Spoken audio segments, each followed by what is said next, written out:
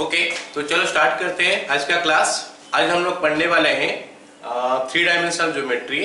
Okay, तो three dimensional geometry जो है ये चैप्टर जो है इसका लिंक हम थोड़ा बहुत देखेंगे हमारा क्लास 11 में जो हम लोग पढ़े थे कोऑर्डिनेट ज्योमेट्री उसके साथ, और क्लास 12 में अभी जो थोड़ा देर पहले हम लोग पढ़े कुछ क्लास के मतलब इसका क्लास ये क्लास से पहले जो 3D पर वेक्टर पढ़ रहे थे उसका साथ इसका लेना देना नहीं है। मतलब हम थ्री डायमेंशनल का क्वेश्चन जब करेंगे वो क्वेश्चन सब हम लोग वेक्टर में भी काफी सारे क्वेश्चन कर पाएंगे। ठीक है, तो हम इसके जो पढ़ने वाले स्टोरी करने वाले हैं दो टाइप का इसका स्टोरी हो सकता है। एक हो गया हमारा इसका कार्टेशियन फॉर्म में जो कि ज्योमेट्री होता है हमारा कोऑर्डिनेट ज्योमेट्री जैसा उस टाइप में, और एक टाइप का हमारा पढ़ाई जो होगा वो हमारा क्या होगा वेक्टर का यूज करके हम कर सकते हैं। ओके, तो लेट्स स्टार्ट। ओके, स्टार्ट करते हैं और देखते हैं क्या क्या इसमें है। Okay,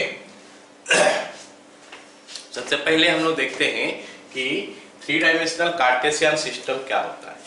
three dimensional Cartesian system और वो क्या होता है। ऑलराइट, जैसे हम लोग पढ़े थे क्लास 11 में, हमको अगर एक्स और वाई दो एक्सिस हम ड्रॉ कर देंगे, हम लोग अगर दो एक्सिस ड्रॉ कर देंगे एक्स और वाई का फॉर्म में, if we draw two axes in the form of x and y, अगर x and y का फॉर्म में हम दो एक्सिस ड्रॉ कर देंगे, it is coming something like this and this।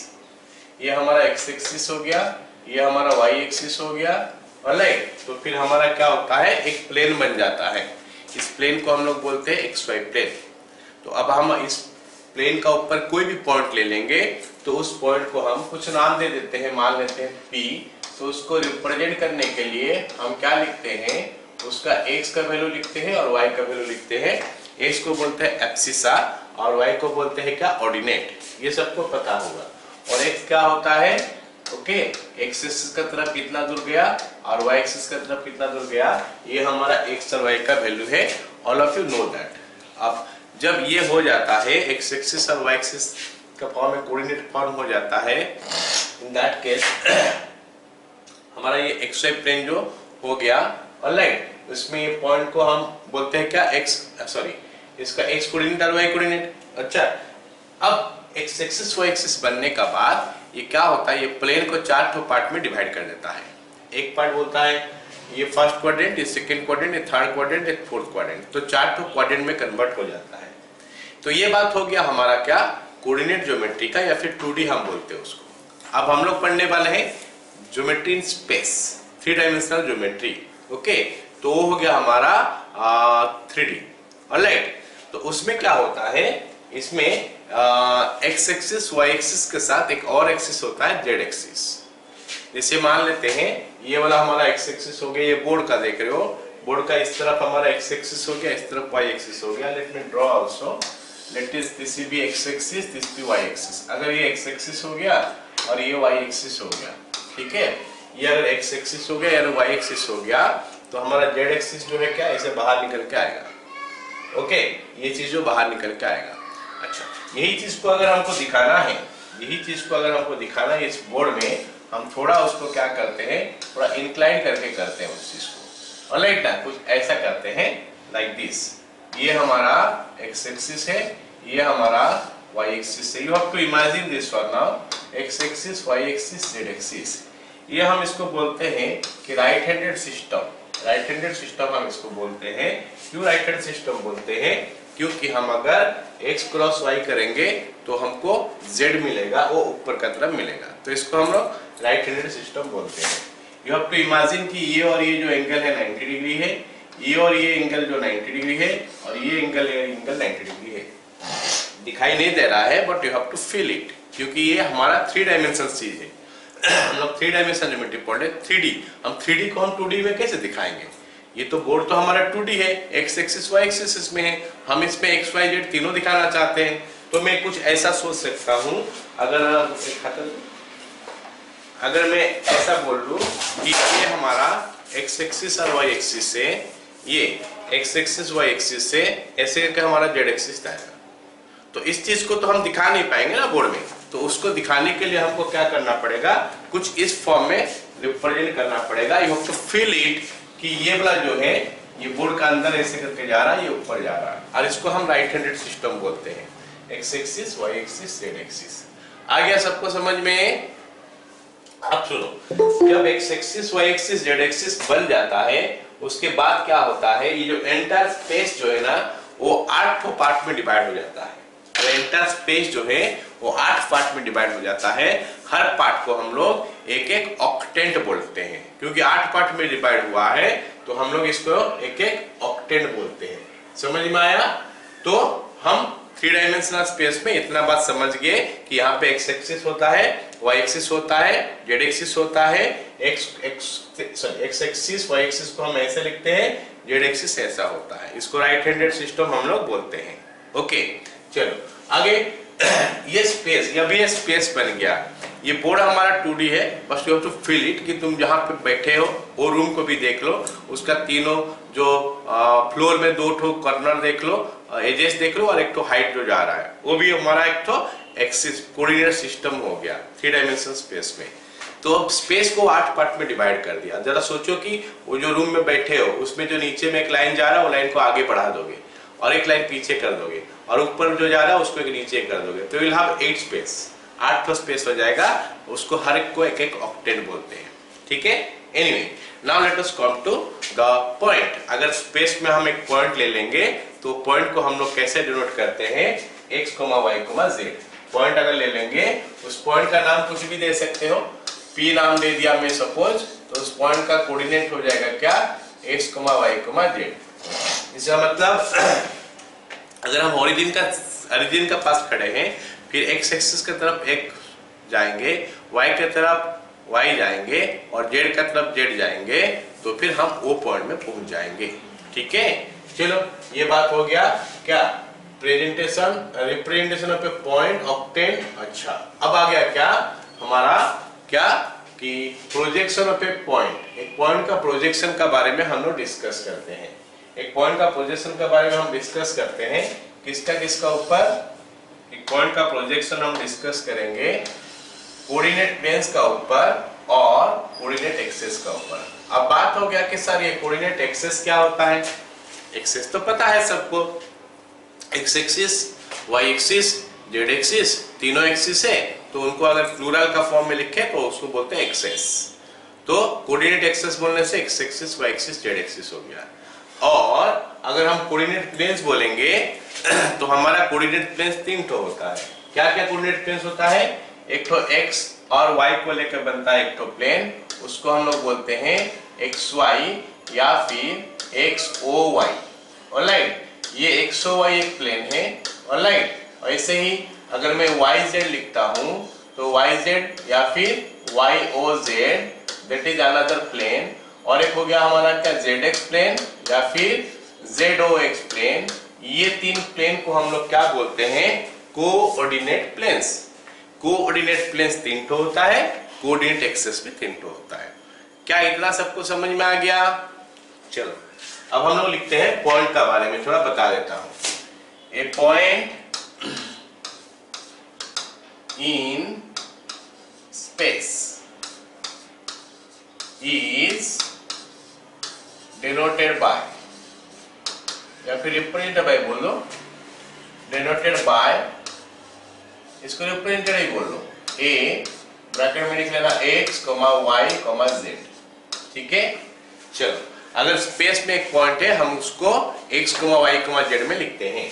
अगर वो पॉइंट x एक्सिस का ऊपर है तो हम क्या लिखेंगे, ये पॉइंट ऑन x एक्सिस।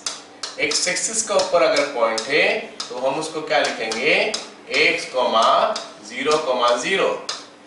ऐसा ही पॉइंट अगर y एक्सिस का ऊपर है तो हम इसको लिखेंगे 0, y, 0।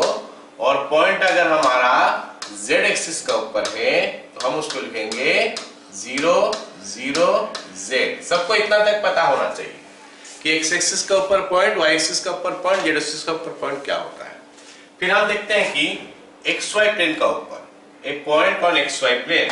पॉइंट को अगर मैं xy प्लेन में देखूं तो point on xy plane, xy plane एक तो कोऑर्डिनेट प्लेन है, तो इसमें नाम देख लेना, जो नहीं है उसका वैल्यू 0 डाल देना, x, y, 0। इसका मतलब xy प्लेन में हमेशा z का वैल्यू 0 होता है। अब हम देख लेते हैं YZ प्लेन में क्या होता है। इन YZ प्लेन का ऊपर हमारा पॉइंट का कोऑर्डिनेट जो है वो कुछ आ जाएगा 0, y, z। और अगर पॉइंट ZX प्लेन में ले लोगे तो ये आ जाएगा हमारा x, 0, z। These are the basic things you should know। अगर हम 3D पढ़ रहे हैं, these basic things हमको पता होना चाहिए कि पॉइंट का x axis, y axis, z axis में क्या क्या रिप्रेजेंटेशन होता है, या फिर x, y, z, zx plane में क्या क्या रिप्रेजेंटेशन होता है। ओके, इतना पता चल गया सबको। अब हम देखते हैं कि पॉइंट का प्रोजेक्शन बोलने से क्या होता है। प्रोजेक्शन का मतलब होता है पॉइंट से हम परपेंडिकुलर ड्रॉप करेंगे। जो भी पॉइंट बोला होगा उस पॉइंट से परपेंडिकुलर ड्रॉप करेंगे। किसका ऊपर? जिसका ऊपर बोला होगा। अगर बोला होगा एक्स एक्सिस का ऊपर तो ओ पॉइंट से एक्स एक्सिस का ऊपर एक परपेंडिकुलर ड्रॉप कर लेना। फिर वाई का ऊपर बोला होगा तो वाई एक्सिस का ऊपर परपेंडिकुलर ड्रॉप कर लेना, एक्सेप्ट्रा एक्सेप्ट्रा। तो फिर प्रोजेक्शन का वैल्यू क्या होगा, let us right that. Okay, चलो लिखते हैं projection of, okay, projection of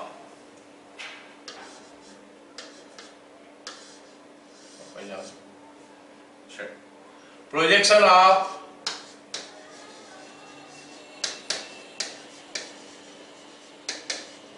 A, x, y, z on, okay, projection of A, x, y, z on। अगर मैं x एक्सिस का बात करूं तो कितना हो जाएगा x, 0, 0। मतलब हम परपेंडिकुलर ड्रॉप करेंगे उस पॉइंट से तो y 0, z 0 हो जाएगा। ये जो लिखा वही सब हो जाएगा। y एक्सिस का ऊपर इसका प्रोजेक्शन क्या हो गया 0, y 0। z एक्सिस का ऊपर उसका प्रोजेक्शन हो गया 0, 0, z। अगर xy प्लेन हम ले लिए, xy प्लेन का ऊपर प्रोजेक्शन क्या होता है x, y 0। YZ प्लेन का ऊपर इसका प्रोजेक्शन क्या होता है, what is that? YZ plane का ऊपर प्रोजेक्शन क्या होगा 0, YZ। और ZX प्लेन का ऊपर प्रोजेक्शन क्या होता है x, 0, Z। आई थिंक सबको समझ में आया। ये चीज ध्यान में रखना है, समझने का कोई चीज है ही नहीं।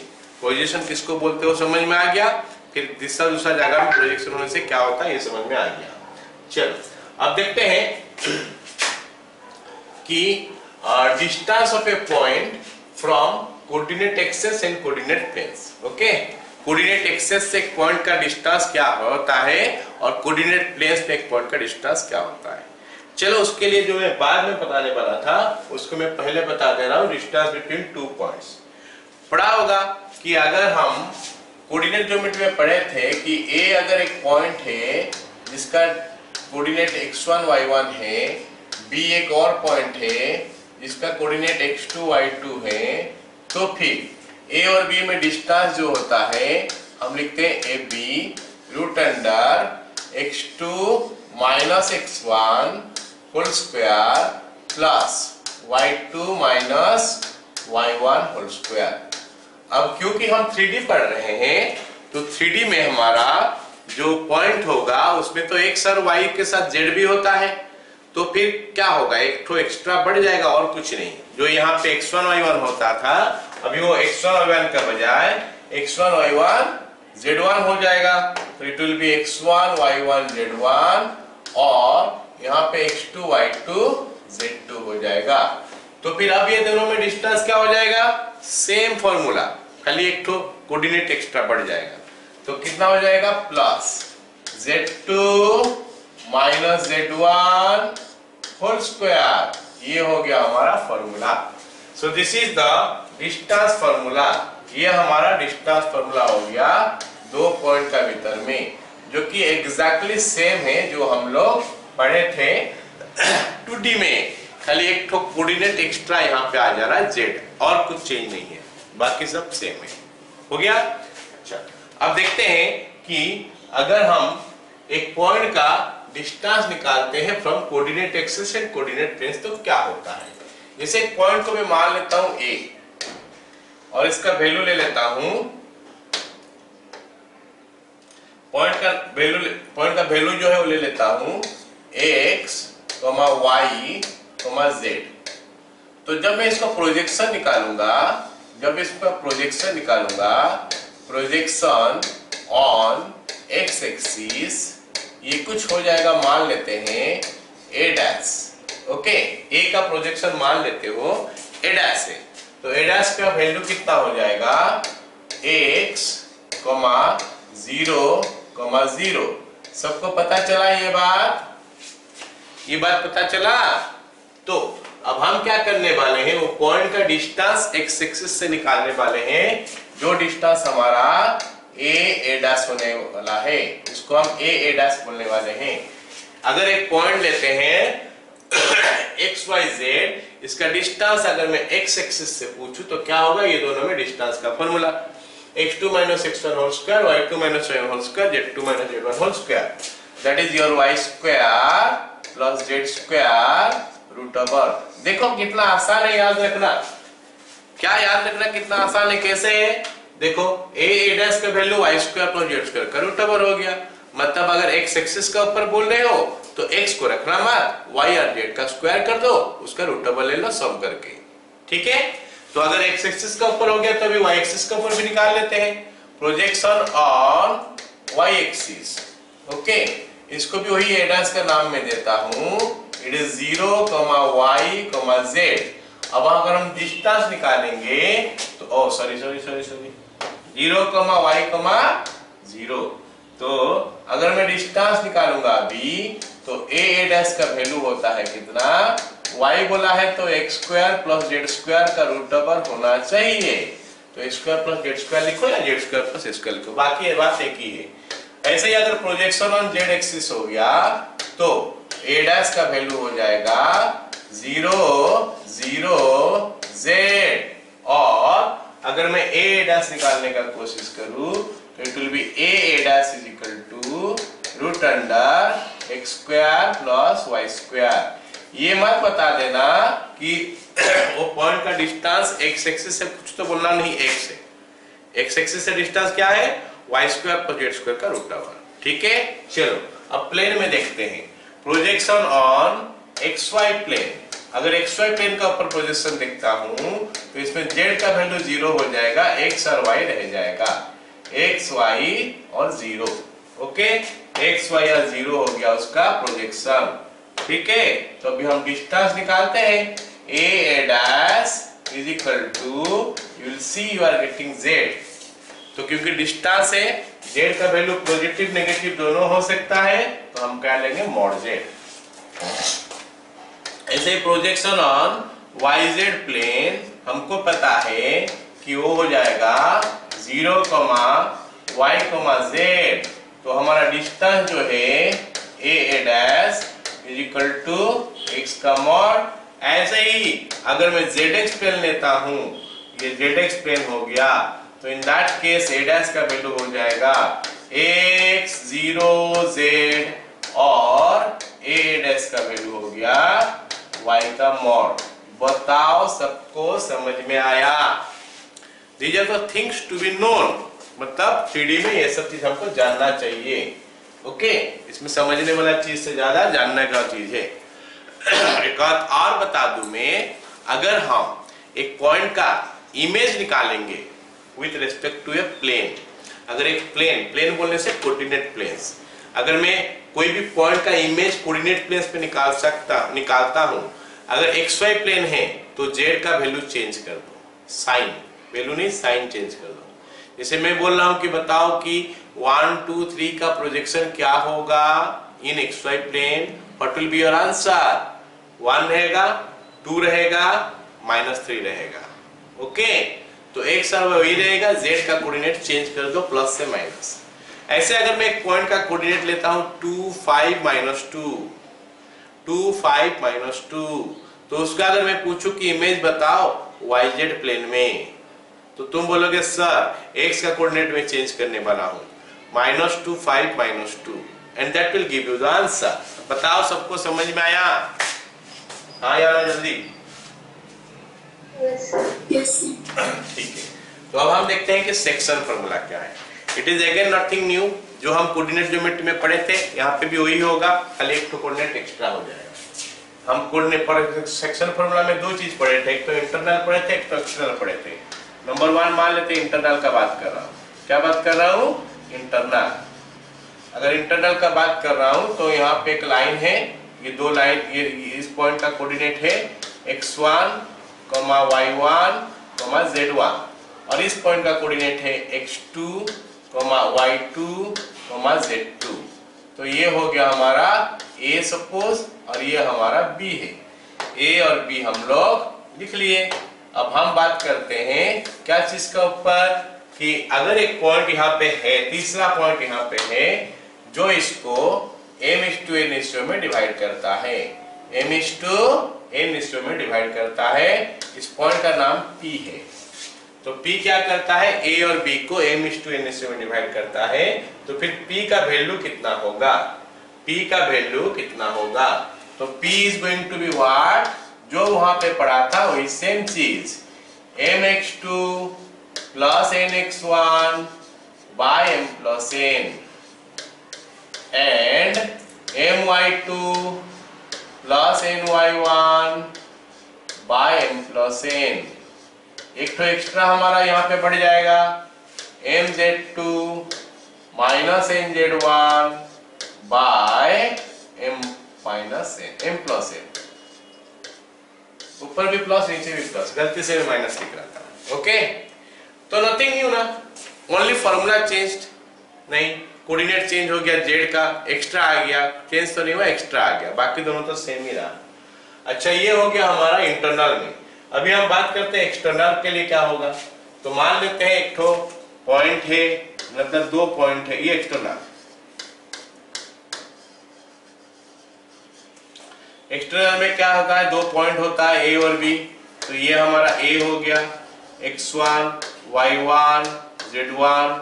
ये हमारा b हो गया, जो कि हो गया x2, y2 और z2। तो हम क्या कर रहे हैं कि एक लाइन ड्रॉ कर रहे हैं, एक पॉइंट है, आगे में एक तो पॉइंट है, इनका आगे यहाँ पे एक पॉइंट है P, ओके, जो कि इसको m/n में डिवाइड करता है। मतलब यहाँ से यहाँ तक m हो गया, यहाँ से यहाँ तक n हो गया। तो this is the point which divide the line joining this and this in ratio m/n। तो फिर हम P का वैल्यू कैसे निकालेंगे? अभी हमारा P का वैल्यू कैसे निकलेगा? फॉर्मूला अगेन सेम, खाली बीच में माइनस आ जाएगा, mx2 minus nx1 by m minus n। फिर क्या हो जाएगा? my2 minus ny1 by m minus n and your mz2 minus nz1 by m minus n। So इसमें नयापन तो कुछ है नहीं, वही पुराना चीज को रिपीट हो रहा है, लग रहा होगा कि अरे वही चीज तो हम लोग पढ़ रहे हैं, तो इसीलिए इसको ज्यादा देर मतलब जल्दी जल्दी पढ़ा दे रहा हूं मैं, है ना। चलो आगे देखते हैं, आगे क्या बोला है हमको। आगे हमारा मिड पॉइंट वाला फॉर्मूला हम लोग पढ़ रहे थे वहां पे, तो यहाँ पे भी हम लोग मिड पॉइंट वाला फॉर्मूला पढ़ लेते हैं। मिड पॉइंट, मिड पॉइंट क्या होता है हमारा? दो लाइन, एक लाइन होता है, उसका दो ठो पॉइंट देता है।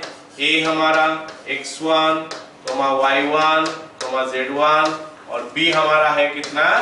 x2, y2, z2। तो मिड पॉइंट मतलब बाहर तो हो नहीं सकता, दोनों का पूरा बीच में ही रहेगा। तो अगर दोनों का बीच में एक पॉइंट है जो कि इसको m/n में डिवाइड करता है, नहीं 1:1, ये वाला पूरा बीच वाला पॉइंट है, ये P है सपोज, तो this value is equal to this value, तो ये दोनों सेम है, तो ये मिड पॉइंट हो गया। तो फिर इस P का कोऑर्डिनेट क्या होगा? तो P का कोऑर्डिनेट क्या होगा? अभी x1 plus x2 bye 2, y1 plus y2 bye 2। अभी तक पूरा सेम लग रहा होगा तुम लोगों को, जो पढ़े हो कोऑर्डिनेट ज्योमेट्री में वही चीज यहाँ पे पढ़ रहे हो, नथिंग न्यू, पूरा चीज सेम आ रहा होगा और पूरा सेम है भी यहाँ तक। आगे पढ़ेंगे वेक्टर के साथ कहां से लिंक आएगा मैं बताऊंगा। ठीक है, इतना समझ में आ गया सबको? चलो अब हम लोग कुछ क्वेश्चन करते हैं।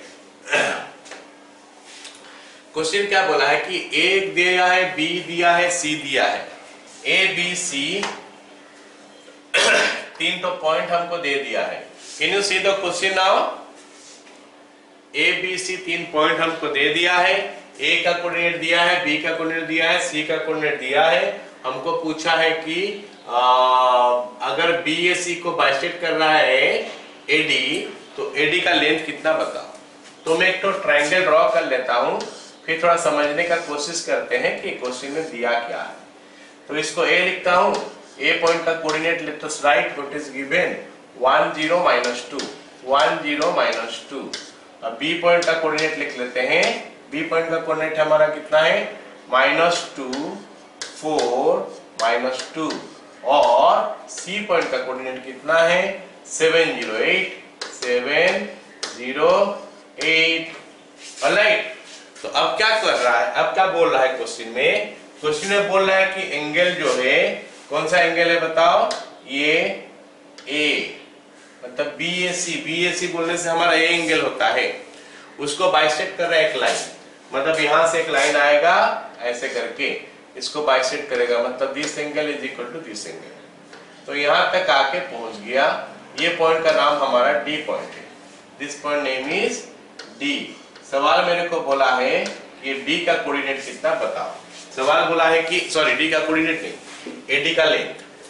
ओके, तो सोचो जरा एडी का लेंथ निकालने के लिए अगर मेरे को खाली लेंथ ही पूछा है एडी, तो आई नीड व्हाट 2 पॉइंट्स। एक पॉइंट ए हो गया और एक पॉइंट डी हो गया।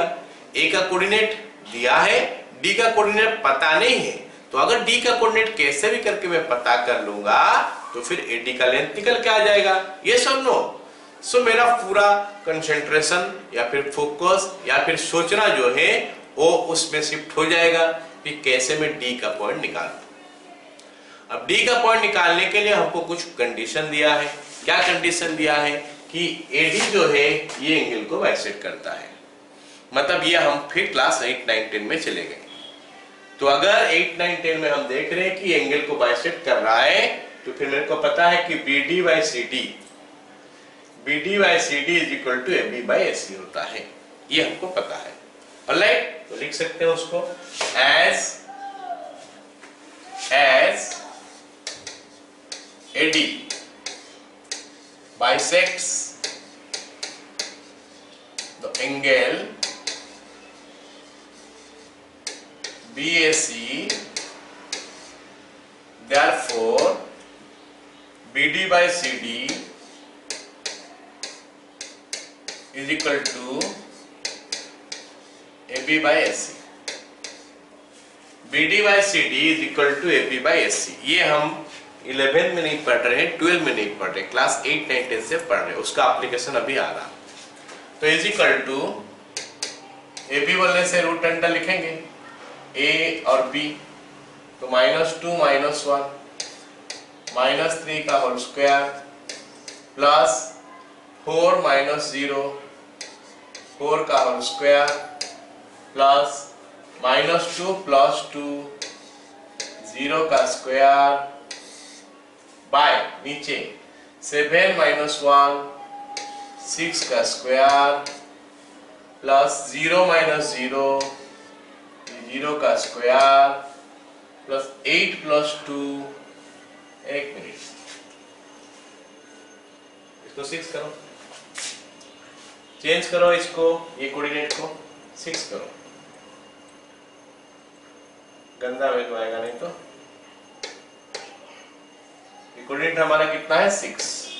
ऑलराइट, अच्छा यहाँ पे मैं क्या करता हूँ, ये जगह में 6 कर लेता हूँ।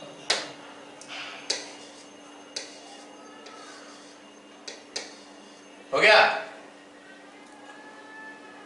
ठीक है।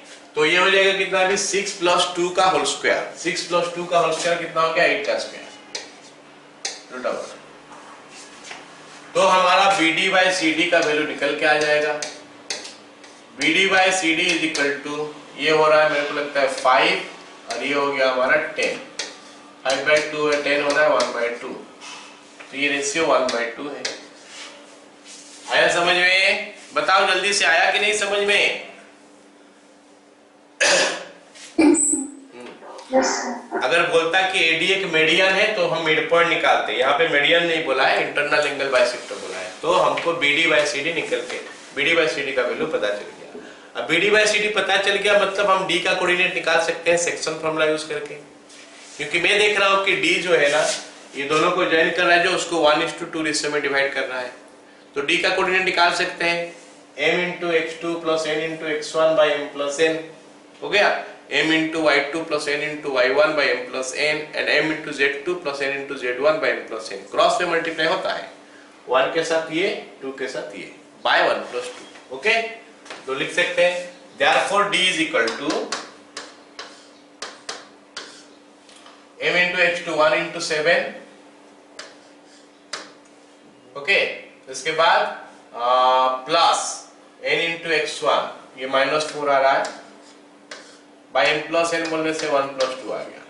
then m into y2 1 into 0 that is 0, 2 into 4 that is 8, 0 plus 8 by m plus n बोलने से 1 plus 2 and now m into x2 z2 that is 6, 6 minus 4 that is 6 minus 4 divided by 1 plus 2.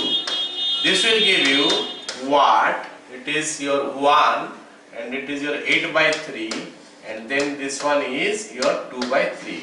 I hope सबको समझ में आ गया कि D point का coordinate कैसे मिला। हो गया? चलो अब हमको D पॉइंट का कोऑर्डिनेट नहीं पूछा सवाल में, AD का लेंथ पूछा है। तो AD का लेंथ अभी डिस्टेंस फॉर्मूला डाल के निकाल देंगे।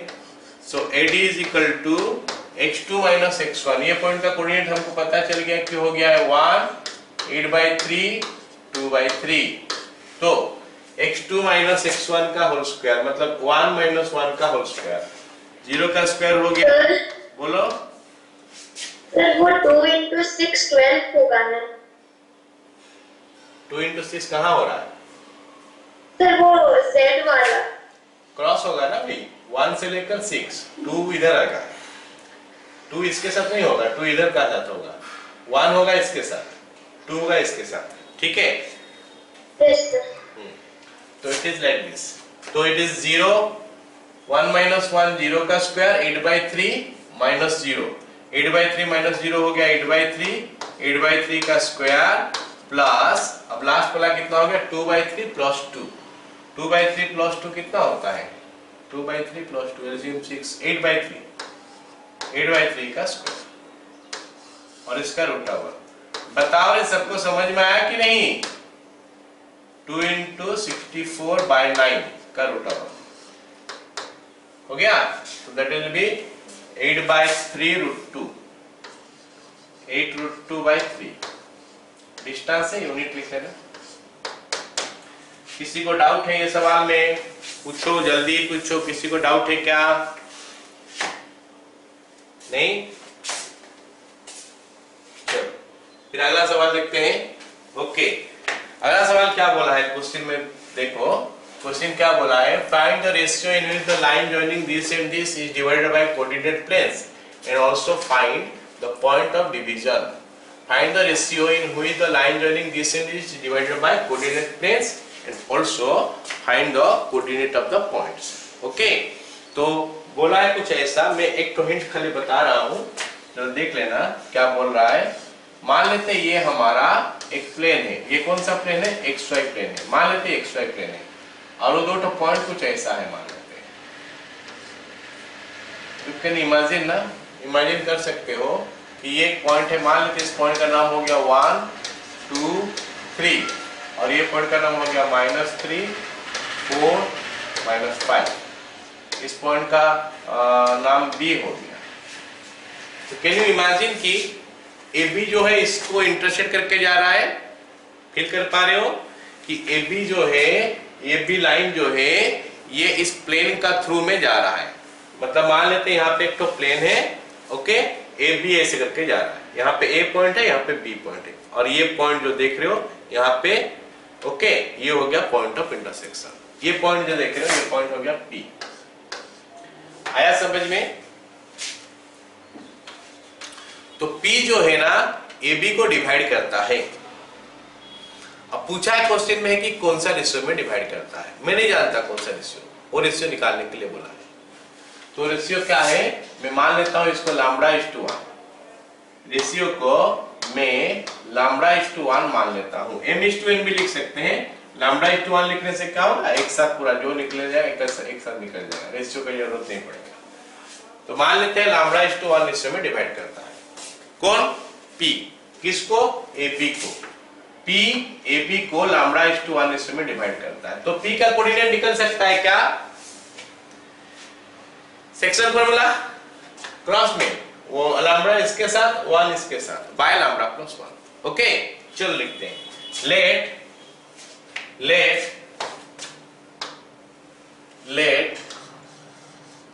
P divides AB in a ratio λ:1। Therefore P is equal to P का कोऑर्डिनेट लैम्ब्डा इंटू -3 जो कि -3 लैम्ब्डा होगा, प्लस 1 इंटू 1 जो कि 1 हो गया बाय λ+1। ओके, फिर क्या हो गया, lambda into 4 lambda plus 1 into 2 by λ+1। Then lambda into -5 जो कि -5 लैम्ब्डा हुआ, प्लस 1 इंटू 3 जो कि +3 हुआ बाय λ+1। Okay, bye λ+1। क्लियर? तो ये दिया है कि P divides AB in ratio λ:1, तो P का कोऑर्डिनेट ये होगा। ऑलराइट, तो अब देखते हैं, हमको बोला है 3 कोऑर्डिनेट प्लेन्स पे निकालो। Let xy plane. हम क्या करते हैं, xy प्लेन लेते हैं। लेट xy प्लेन या फिर फॉर xy प्लेन हम बोले तो अच्छा रहेगा। For xy plane, for xy plane.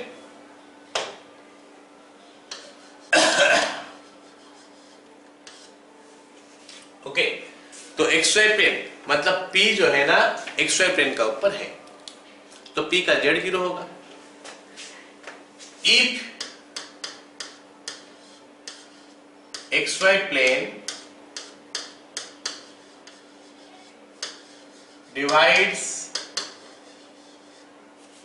AB at P, then Z coordinate of xy plane या P लेते हैं। Z coordinate of P is 0। अब P का Z coordinate क्या है, -5 lambda plus 3 by λ+1 is equal to 0। तो -5 lambda plus 3 is equal to 0। 5 lambda is equal to 3, lambda is equal to 3/5। बताओ ये सभी समझ में आ गया? मतलब मतलब xy प्लेन जो है उसको 3:5 रेशियो में डिवाइड करता है। कितना रेशियो में? 3:5 रेशियो में डिवाइड करता है। ऑलराइट, अच्छा हमको खाली इतना भी नहीं पूछा, वो पॉइंट का वैल्यू भी पूछा है कितना है, तो हम P निकाल सकते हैं। Therefore P is equal to हम निकाल लेंगे। P का वैल्यू कैसे निकलेगा?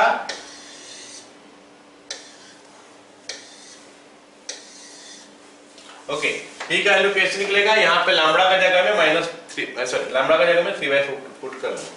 So this will be -3 into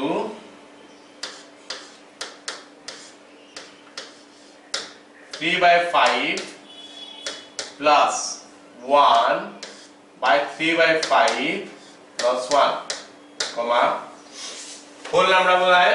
4 into 3/5 plus 2 divided by 3/5 plus 1। And finally क्या बोला है बताओ, -5 लैम्बडा प्लस, ये तो 0 ही होगा। तब ये कैलकुलेशन करके डाल दो, वैल्यू कितना हो रहा है, -9 प्लस 5, ये हो रहा है -4, ऊपर में -4, नीचे में 8, -1/2। तो ये कितना हो गया, 12 प्लस 10, 12 प्लस 10 22, 22/8, 22/8 बोलने से 11/4, 0। बताओ ने समझ में आया क्या? तो ये मैं XY प्लेन के लिए निकाला। अगर मान लेते हैं हमको YZ प्लेन के लिए निकालना होता है, जो निकालना पड़ेगा वो क्या करोगे, for YZ plane, in YZ plane, if YZ plane divides AB at P, then YZ plane में क्या 0 होता है, YZ प्लेन में क्या 0 होता है, X। तो S को 0 करो, रेशियो निकालो, S को 0 करो, रेशियो निकालो, फिर वो जो भी निकलेगा इस पे पुट कर दोगे, लैम्बडा का वैल्यू जो भी निकलेगा पुट करोगे। एक बात और बता दूं, मैं एक काम करते हैं, मैं YZ प्लेन के लिए निकालता हूँ, कुछ निकलने वाला YZ प्लेन नहीं, ZX प्लेन के लिए निकालता हूँ, उस पे कुछ निकलेगा तो उस पे मैं कुछ और बताना चाहता हूँ, है ना। फॉर ZX प्लेन लिखो, for ZX plane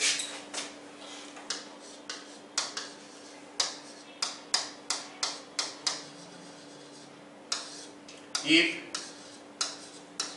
ZX plane divides AB at P, then Y coordinate of P is 0। तो Y कोऑर्डिनेट कितना था, 4 lambda plus 2 by lambda plus 1, 4 lambda plus 2 by lambda plus 1 is equal to 0। ये क्या पूरा cut जा रहा है क्या, नहीं कटेगा ना। तो 4 lambda plus 2 is equal to 0, 4 lambda is equal to -2, lambda is equal to -1/2। इसका क्या मतलब, इसका क्या मतलब है, लैम्बडा का वैल्यू माइनस पे मिला, लैम्बडा का वैल्यू अगर माइनस पे मिला इसका मतलब है कि एक्सटर्नल डिवीजन है। तो ZX plane divides AB in 1:2 ratio external. तो कहने का मतलब है कि if you are using the externally word do not write minus, if you are not using externally word then लिखो माइनस। तो लिखोगे ZX plane divide the line joining AB in a ratio 1:2 externally और -1:2। या तो external use करोगे जिसमें minus रहेगा नहीं तो हम डायरेक्ट करेंगे जो पे। इसका मतलब है कि मान लेते ये बोर्ड हमारा XY प्लेन है, मान लेते हैं इन्हें क्या प्लेन है, ZX प्लेन, ये बोर्ड हमारा ZX प्लेन है। तो A और B दोनों इधर रहेगा, A और B दोनों इधर रहेगा, यहाँ पे A रहेगा, यहाँ पे B रहेगा, A करीब में रहेगा क्योंकि रेशियो 1:2 निकला है। तो A जो है पास में रहेगा और B दूर में रहेगा, समझा ना। तो जाके हो सकता है अगर मैं इस बोर्ड में उसको ड्रॉ करने का कोशिश करूं कुछ ऐसा, ये A पॉइंट हो गया,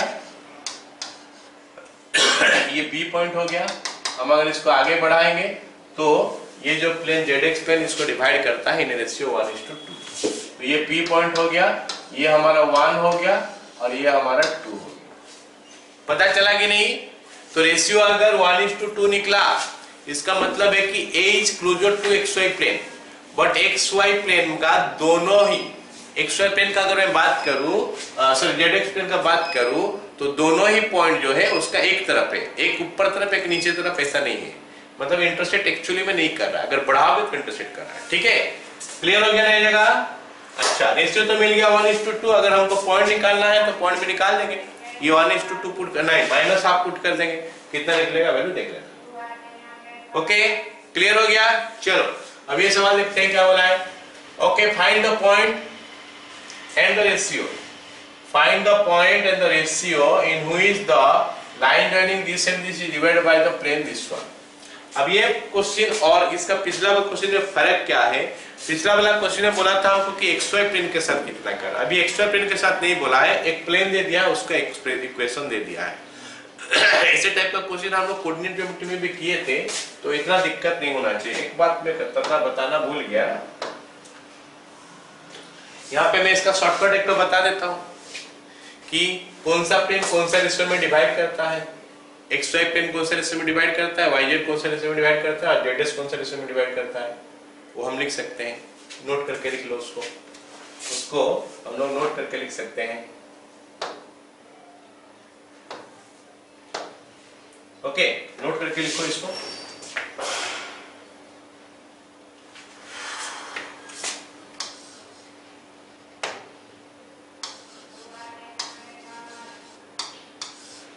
okay, the ratio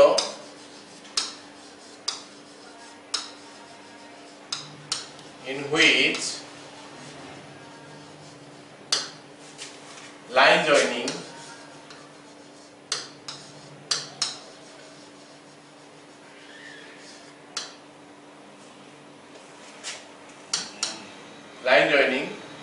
x1 y1 z1 and x2 y2 z2 is divided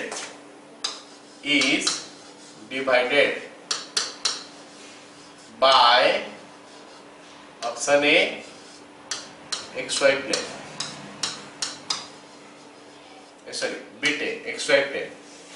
नाम कौन सा नहीं है इसमें, z नहीं है तो z में हो जाएगा minus z1 is to z2। Okay, बिट बी अगर हमारा yz प्लेन बोल गया, इसमें नाम कौन सा नहीं है, x नहीं है, तो minus x1 is to x2, और ये हमारा क्या zx प्लेन बोल दो, कितना हो जाएगा minus y1 is to y2। ये वाला नोट करके रखना है इसको, ठीक है, ये वाला पॉइंट को नोट करके रखना है तुम लोग को, ठीक है। So this is what you have to note कि ये जो है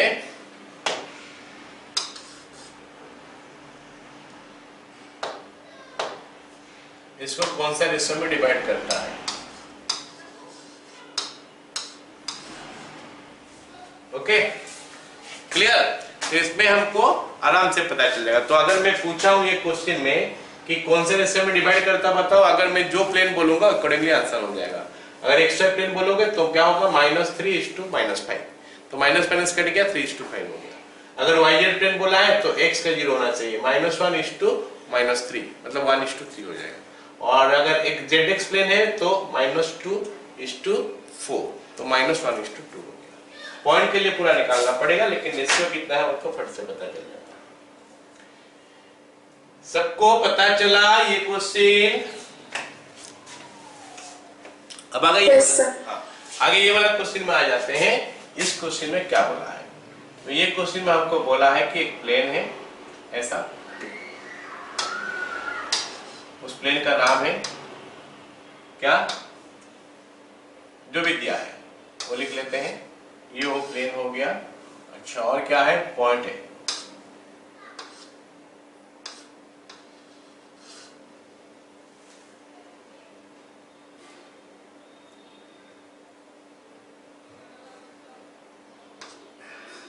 ओके, ये हमारा क्या हो गया, ए पॉइंट है और ये हमारा बी पॉइंट है। This is A point, this is B point. Alright, अब देखते हैं और क्या क्या दिया मेरे को दिया है। ओके, तो मेरे को मान लेते ये वाला दिया है 2 1 5 और ये वाला दिया है कितना 3 4 3। तो सवाल बोला है कि अच्छा ये भी दिया है, क्या देखते हैं, 2x plus 2y minus 2z is equal to 1। ये हमको प्लेन का इक्वेशन दिया है। सवाल क्या बोला है कि AB को ज्वाइन करने से ये जो प्लेन उसको कौन से रेशियो में डिवाइड करता है। तो मैं स्टार्ट हो जाऊंगा इसे, मान लेते हैं इसको P पॉइंट में डिवाइड किया है, तो P इसको λ/1 रेशियो में डिवाइड किया है, तो फिर मैं P पॉइंट निकाल सकता हूं। लेकिन P पॉइंट निकालेंगे तो हमको लैम्बडा कैसे मिलेगा? इसका आगे बोला में तो हम बोल दिए थे कि वो बोला है क्या, वो पॉइंट कितना 0 होता है xy के लिए, yz के लिए x 0 होता है, zx के लिए y 0 होता है। इसमें ऐसा तो नहीं है, लेकिन पॉइंट मिलने के बाद हम कैसे निकालेंगे लैम्बडा का value?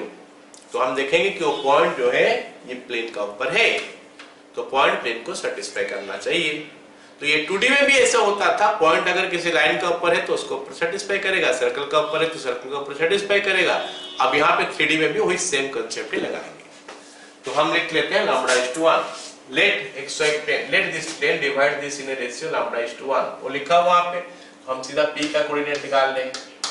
P is equal to lambda into 3 lambda plus 1 into 2 by lambda plus 2 lambda plus 1, फिर lambda into 4 lambda plus 1 into 1 that is 1 by lambda plus 1।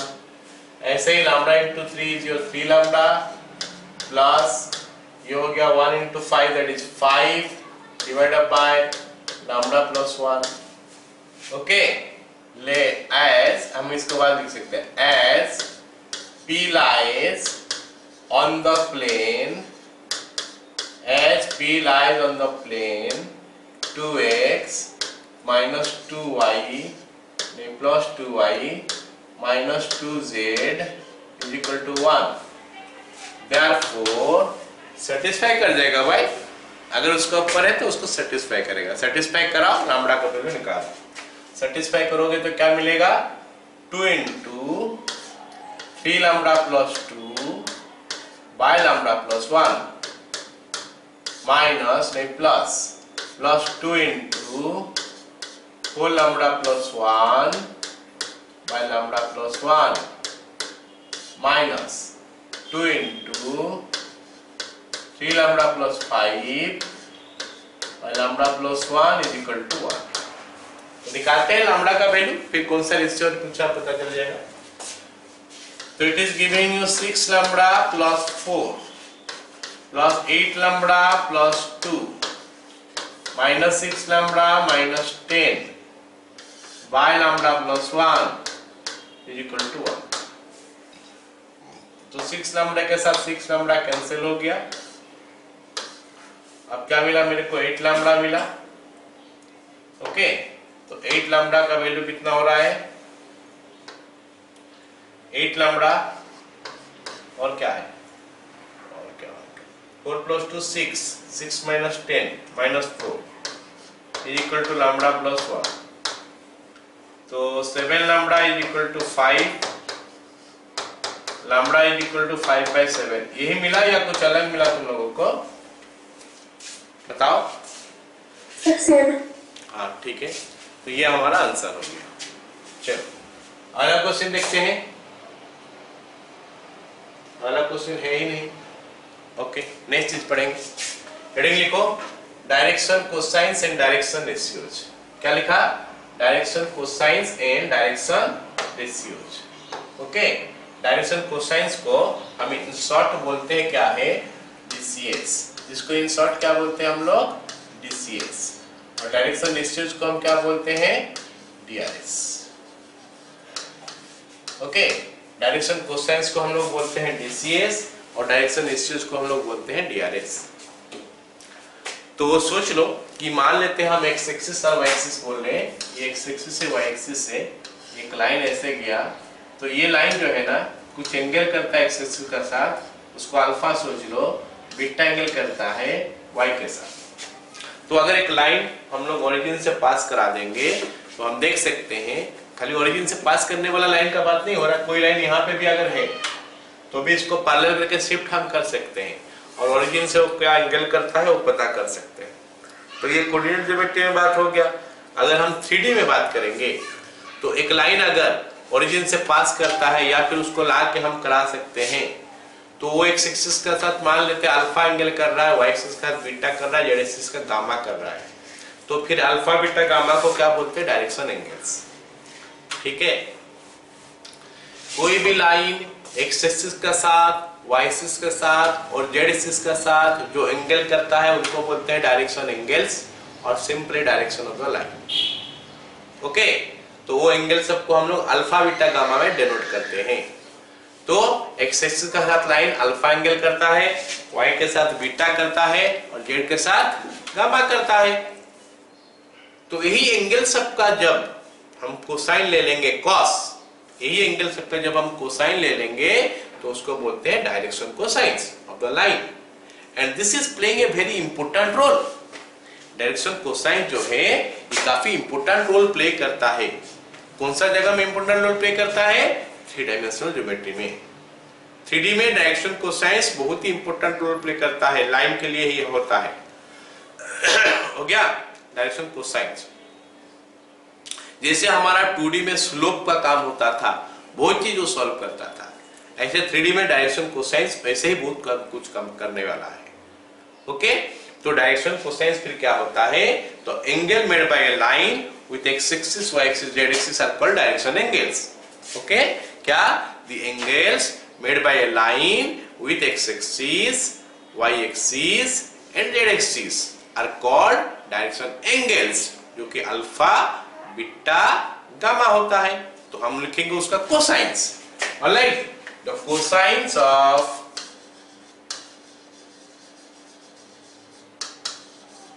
direction angles of a line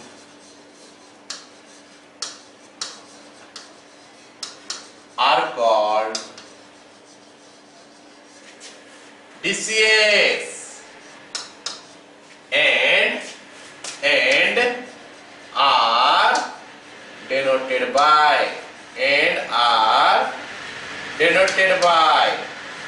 कितना?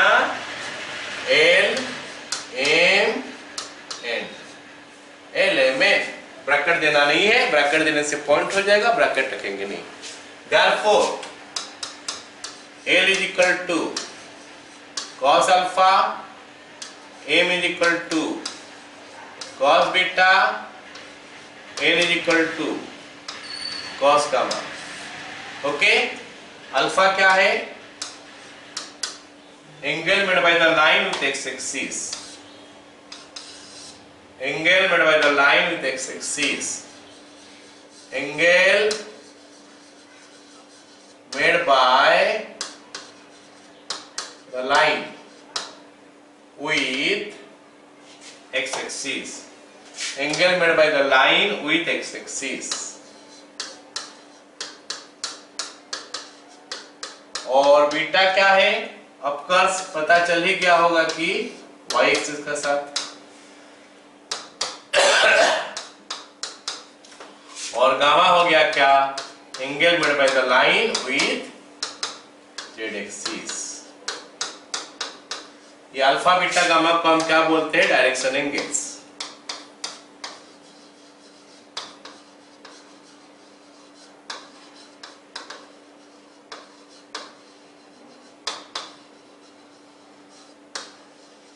Okay, alpha beta and gamma are called direction angles. तो ये हो गया हमारा direction ratio, direction cosines के बारे में।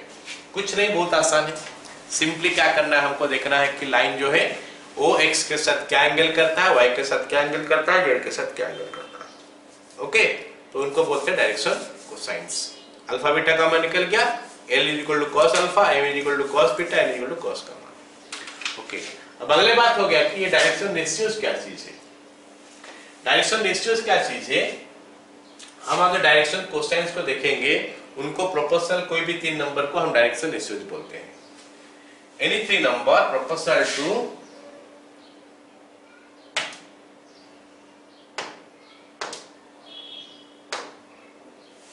एनी थ्री नंबर लिख सकते हैं, any three numbers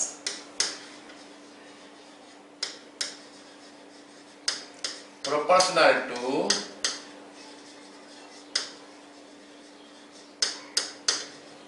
DCS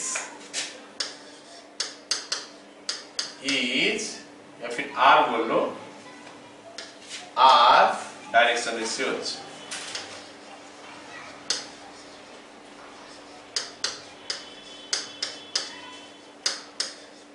Any three line proportional to DRS, no, DCS are called direction coefficients.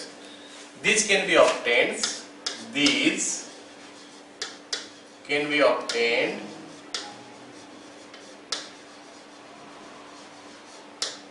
by multiplying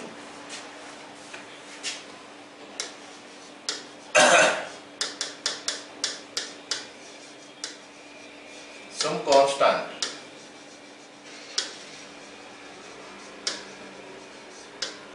with DCS। हो गया? तो मान लेते हैं हम कोई लाइन का DCS देख रहे हैं 1/√3, 1/√3, 1/√3। ये किसी लाइन का मैं DCS देख रहा हूं, तो इनको तो एलिमेंट नाम देते हैं। ये L हो गया, ये M हो गया, ये N हो गया। अब इनको प्रोपोर्शनल करके कोई भी नंबर ले लो ना, वो डायरेक्शन रेशियो हो जाता है। चलो मेरा दिमाग में आया कि चलो सब में √3 मल्टीप्लाई कर दें, सब में √3 मल्टीप्लाई कर दें, तो 1 आ गया, 1 आ गया, 1 आ गया, तो ये डायरेक्शन रेशियोज हो गया A B C। तो DCS को हम लोग लिखते हैं क्या, एलिमेंट में, और DRS को हम लोग क्या लिखते हैं, क्या लिखते हैं DRS को, एनी थ्री नंबर्स ABC में बोल दूं, A B C, A B C अगर मैं बोल दूं तो ABC हो गया एनी थ्री नंबर्स, वो प्रोपोर्शनल हो जाएगा DCS को, और वो तब हो पाएगा अगर DCS में हम कुछ कांस्टेंट मल्टीप्लाई कर दें। DCS में अगर मैं मल्टीप्लाई कर दूंगा √3 तो आई गॉट दिस वन। अगर मैं -√3 मल्टीप्लाई कर दूं तो -1। अगर मैं मल्टीप्लाई कर दूं 2√3 तो 2 तो कितना डायरेक्शन रेशियोज मिलेगा, एक लाइन का डायरेक्शन रेशियोज कितना मिलेगा, अनगिनत। There is no limit for direction ratios। कोई भी 3 नंबर प्रोपोर्शनल हो जाएगा तो डायरेक्शन रेशियो होगा, और वो निकालते कैसे है, ये सोच के कि कुछ कांस्टेंट हम मल्टीप्लाई कर दिया सब में। हो गया क्लियर ना? चलो यहां से ये कंडीशन हमको बनता है कि A/L = B/M = C/N, A/L = B/M = C/N। ये कंडीशन बनेगा डायरेक्शन रेशियो या डायरेक्शन कोसाइंस में। इनको क्या बोलते हैं, DRS। इनको क्या बोला जाता है, DRS। मतलब ABC को बोलते हैं DRS, और इनको क्या बोला जाता है, DCS। तो लाइन का DRS को हम ABC का नाम देते हैं, लाइन का DCS को एलिमेंट का नाम देते हैं। अगर ABC DRS है और ABC DCS है, अरे क्या बोल रहा हूं, ABC DRS है, एलिमेंट DCS है, तो वो लोग ऐसे कनेक्टेड होता है। हो गया? चलो अब बात करते हैं, क्या ये जो DCS हम निकाल रहे हैं कोई रिलेशन है उनमें, मतलब cos alpha, cos beta, cos gamma, ये जो निकाल रहे हैं कोई रिलेशन है उनमें? थोड़ा देखने का कोशिश करते हैं। मैं एक तो इजी फिगर बनाता हूं, उसमें से देखते हैं क्या रिलेशन बन सकता है। एकदम सिंपल सा फिगर बनाता हूं, x एक्सिस y एक्सिस लेके बनाया, z नहीं बना रहा हूं, यार बात सोच लो कि z है, बस सोच लो, सोच लो कि z ऊपर आया है। मैं यहाँ पे x एक्सिस y एक्सिस लेके समझा रहा हूँ, समझाने के लिए मेरे को थोड़ा इजी रहेगा इसलिए समझा रहा हूँ ऐसे। ये एक पॉइंट है, ये पॉइंट का नाम क्या है, P, x, y, z। All of you are getting it ना, है ना? चलो अगर मैं इस पॉइंट का नाम O दे दूं तो ये फिर ये लेंथ जो हो जाएगा ना, ये लेंथ हमारा r मान लेते हैं, ये लेंथ को मैं क्या मान लेता हूँ, r। Can you see this, ये लेंथ हो गया r। अब ये जो लाइन है ना, ये लाइन x एक्सिस के साथ अल्फा एंगल कर रहा है, all of you are getting it. ये लाइन जो है x एक्सिस के साथ अल्फा एंगल कर रहा है, एंड सी हम अगर cos अल्फा निकालेंगे तो क्या मिलेगा, यहां से यहां तक सबको पता है कि ये x होने वाला है, यस और no, because is the point x axis का ऊपर प्रोजेक्शन है, तो पॉइंट होना चाहिए x 0 0, तो ये डिस्टेंस हो गया x। अब बताओ मेरे को, अगर ये x हुआ, अगर ये x हुआ तो cos अल्फा क्या होगा, b by h, मतलब x by r, got it. तो x by r हो गया cos अल्फा, ऐसे ही y by r होगा sin alpha, sorry y by r होगा तुम्हारा cos बीटा, और z by r होगा cos गामा। मतलब cos अल्फा का वैल्यू x by r हो रहा है, cos alpha is equal to x by r, cos beta is equal to y by r, और cos gamma is equal to z by r। ये हो गया हमारा cos alpha, cos beta, cos gamma. आप सोचो कि इनको स्क्वायर करके अगर ऐड कर देंगे, तो अगर इनको स्क्वायर करेंगे cos square alpha plus cos square beta plus cos square gamma, so it is going to be x square plus y square plus z square by r square. But what is x square plus y square plus z square? This line का square. ये जो length देख रहे हो, ये length हो गया हमारा r, जो कि root under x square plus y square plus z square होता है। तो फिर r स्क्वायर करेंगे तो x square plus y square plus z square आ जाएगा। इसका मतलब है कि अगर cos square alpha plus cos square beta plus cos square gamma को मैं जोड़ दूं तो इट इज कमिंग 1। ठीक है, चलो यही हमारा रिलेशन हो गया between DCS. Relation between DCS क्या है कि L square plus M square plus N square is equal to 1। याद रखना इस रिलेशन को, L square plus M square plus N square is equal to 1। ये हो गया हमारा डीसीएस। ओके, अच्छा और क्या हो जाएगा, एल का वैल्यू हमको पता है cos स्क्वायर अल्फा, फिर हो गया cos स्क्वायर बीटा, फिर हो गया cos square gamma is equal to 1। So this is the relation between what, direction ratios, sorry direction cosines कि l square plus m square plus n square equal to 1 होता है। अब यहाँ पे एक तो वेरी इंपॉर्टेंट बात मैं बताने वाला हूँ, ध्यान से सुनना बात का ऊपर, उस बात का ऊपर ध्यान देना। अगर मैं एक तो पॉइंट ले लेता हूं a,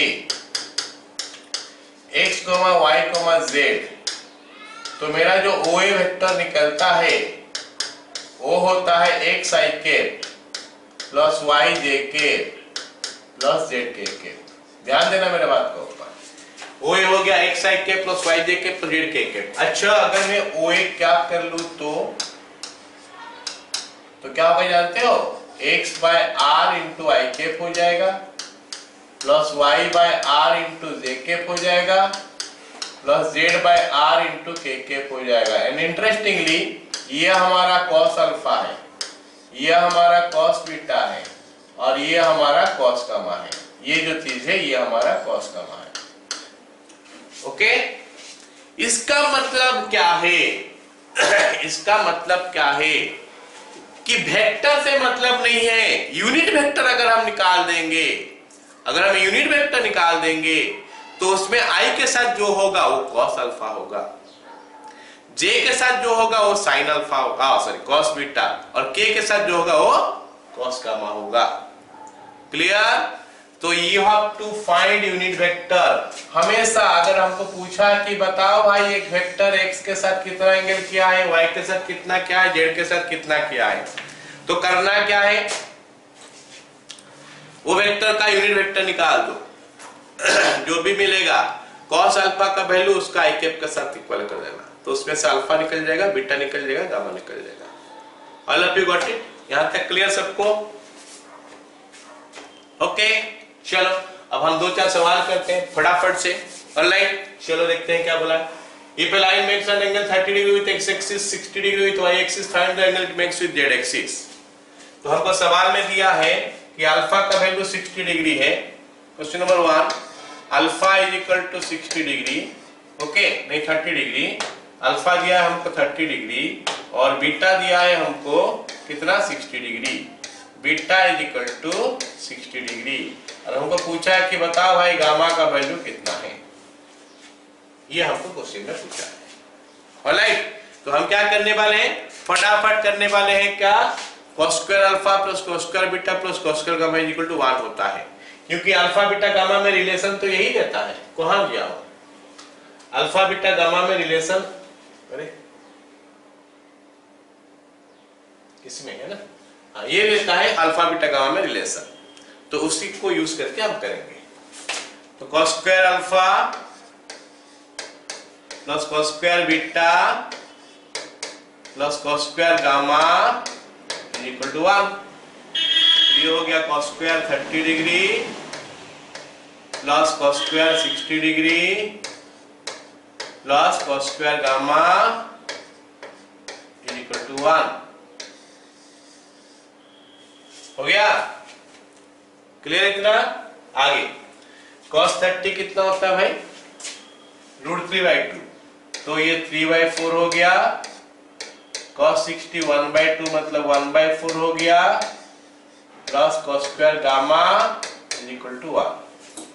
तो हम लिख सकते हैं क्या? cos square gamma equal to 1 - 1 equal to 0। तो cos gamma equal to 0, gamma equal to 90 degree, मतलब वो जो है ना जेड एक्सिस के साथ 90 डिग्री करता है। क्लियर हो गया क्या? एक लाइन अगर x के साथ एंगल कितना करता है दिया है, y के साथ कितना एंगल करता है दिया है, तो z के साथ कितना एंगल करेगा पता चल जाएगा ना आराम से। ये फॉर्मूला अगर लगाओगे तो फट से पता चलेगा।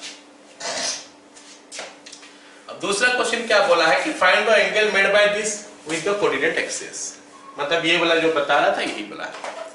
चलो इसको वेक्टर का नाम देते हैं 2i 3j 3k। Okay, question number 2, let vector a is equal to 2i cap minus 3j cap plus 3k cap. जैसे मैं बोला कोई भी वेक्टर x के साथ कितना, y के साथ कितना, z के साथ कितना करता है पता करने के लिए यूनिट वेक्टर निकाल दो। यूनिट वेक्टर वंस निकल गया, फिर जो एक i कैप के साथ जो होगा वो cos अल्फा, j के साथ जो होगा वो cos बीटा, k के साथ जो होगा cos गामा। साइन के साथ प्लस होगा तो प्लस लिखोगे, माइनस होगा तो माइनस लिखोगे। तो a कैप निकालते हैं।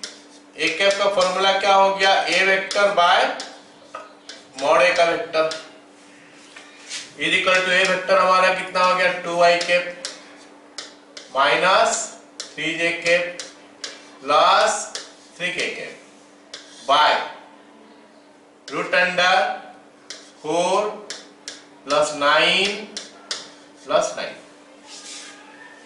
तो this will give you 2i cap minus 3j cap plus 3k cap by √22। हो गया? अगर इसको अलग अलग कर लोगे तो 2/√22 into i cap minus 2/√22 into j cap plus 2/√22 into k cap. Oh sorry, ये दोनों 3 है, ये 3 है और ये 3 है। Okay, therefore cos alpha is equal to 2/√22।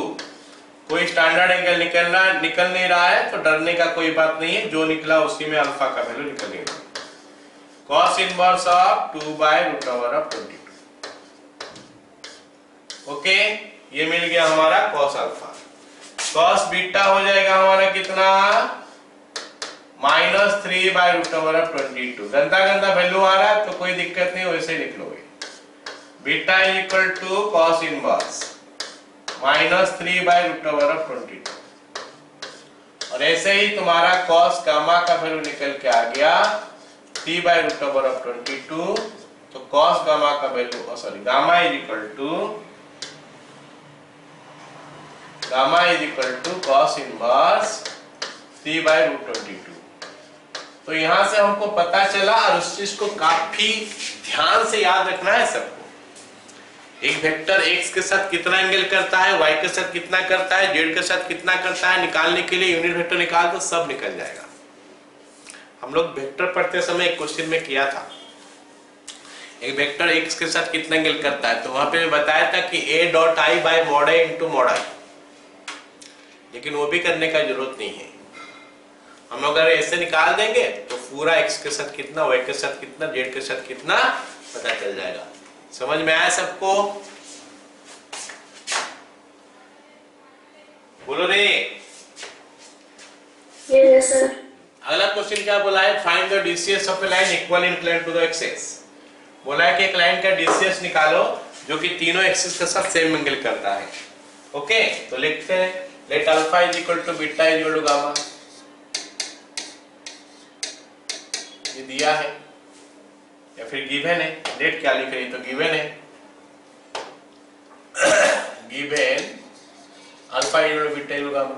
तो हमको पता है कि cos square alpha plus cos square beta plus cos square gamma is equal to 1, ये हमको पता है। तो क्योंकि alpha is equal to beta is equal to gamma दिया है तो सबको 1 कर लो, सॉरी सबको इक्वल कर लो। तो cos square alpha plus cos square alpha plus cos square alpha is equal to 1। तो 3 cos square alpha is equal to 1, cos square alpha is equal to 1/√3, sorry 1/3, cos square alpha is equal to 1/3। तो cos alpha is equal to plus minus ले सकते हैं 1/√3। मतलब क्या हो गया? DCS क्या हो जाएगा? 1/√3 1/√3 1/√3। ये हम लिख सकते हैं और लिख सकते हैं -1/√3 -1/√3 -1/√3। मतलब वो लाइन का DCS या तो ये होगा या फिर इसी। ये तो बहुत इंपॉर्टेंट कंडीशन है DCS के लिए कि तीनों का स्क्वायर करके सम करोगे तो 1 होना चाहिए। स्क्वायर करोगे और सम करोगे अगर 1 नहीं होगा तो फिर वो उस लाइन का DCS नहीं हो सकता। कितना समझ में आ गया सबको? चलो अब ये वाला क्वेश्चन करते हैं। ये वाला क्वेश्चन हमको दिया क्या है कि अगर alpha beta gamma are the angle made if the angle made of angles alpha beta gamma with the coordinate axis, if a line makes angle this one, then find cos to alpha cos to beta cos to gamma। तो इसमें coordinate geometry है नहीं, 3D है नहीं। ये question जो है पूरा प्योरली हमारा ट्रिगोनोमेट्री का ऊपर बेस्ड है। हमको पता है कि cos square alpha plus cos square beta plus cos square gamma 1 होगा, cos square alpha plus cos square beta plus cos square gamma is equal to 1 होगा। ये सभी को पता है। अब हम क्या करने वाले हैं? ये प्रूव करने वाले हैं। cos two alpha plus cos two beta plus cos two gamma. तो LHS लेता हूं। LHS हमारा cos two alpha plus cos two beta plus cos two gamma. ये तो प्रूव करने के लिए दिया है। LHS क्या है? तो हमारा एम क्या है कि इसको लिखना वो चीज में जो मेरे को पता है, इसको मैं उस चीज में लिखने का कोशिश करूंगा जो मेरे को पता है। तो इसमें मैं कौन सा चीज में लिखने का कोशिश करूंगा? इसको मैं cos square alpha cos square beta cos square gamma का टर्म में लिखूंगा ताकि cos square alpha plus cos square beta plus cos square gamma 1 हो जाए। तो इसके लिए cos टू अल्फा का फॉर्मूला लिख लेंगे, 2 cos स्क्वायर अल्फा -1, ये दूसरा हो गया 2 cos स्क्वायर बीटा -1 और ये तीसरा हो गया 2 cos square gamma -1। So that हमको जो मिला कितना, 2 कॉमन चले गया, ब्रैकेट में आ गया cos square alpha plus cos square beta plus cos square gamma, okay, -3। लेकिन cos square alpha plus cos square beta plus cos square gamma का वैल्यू कितना? 1। तो इट इज 2 into 1 -3, मतलब ये -1 हो गया। अब बिट बी निकाले तो क्या होगा? sin square alpha plus sin square beta plus sin square gamma, sin square gamma, that is equal to हमको कॉस का फॉर्म में चाहिए तो कॉस का फॉर्म में लिख देते हैं 1 minus cos square alpha plus 1 minus cos square beta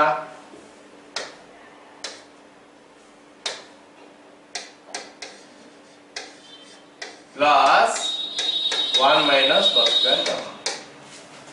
तो 1 3 बार आया तो 3 आ गया माइनस ब्रैकेट में लिख लिया है cos square alpha plus cos square beta plus cos square gamma. 3 minus 1 is equal to 2 हो गया क्लियर। तो फिर आज हम लोग खाली डीसीएस तक पढ़े हैं। नेक्स्ट क्लास में देखेंगे कि डीआरएस कैसे निकलता है एक लाइन का, अगर 2 पॉइंट उसमें दिया है ओके, और डीआरएस से डीसीएस कैसे निकालेंगे, डीसीएस फ्रॉम डीआरएस वो हम नेक्स्ट क्लास में पढ़ेंगे।